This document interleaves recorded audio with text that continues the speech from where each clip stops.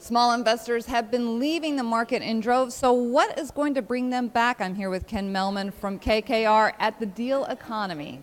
Well, look, I think there is a lot of uncertainty at the moment in the economy, and some of it's related to politics. There certainly is, I think, a lot of folks waiting to see what happens with respect to the fiscal cliff.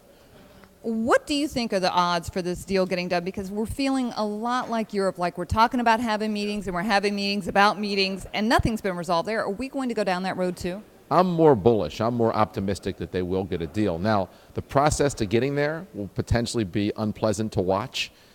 Inherently, the political process is not one that was made for investors. It was made for constituents. And there are hundreds of millions of people around the country who have very strong beliefs who are watching their elected officials. And the elected officials have to talk to them, not just the folks that are watching us today.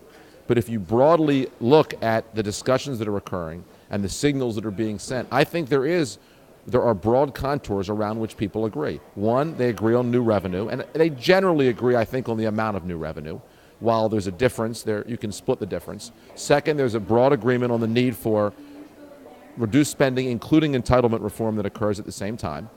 And to me, if you look at those two things, you can craft a deal that both sides can agree with, that can produce about $4 trillion in debt reduction. And here's also what's important. We want that deal to be sustainable. We don't want in 2 years people to be challenging the deal, or in 4 years.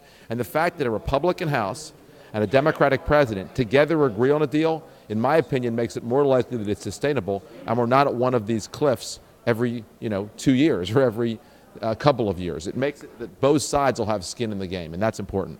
So if they can think 20, 30 years out, what are we doing to invest in the future in terms of things like education, infrastructure, and at the same time, how are we making America competitive globally by lowering taxes, reducing regulation? Those would be things I think will be smart to think about.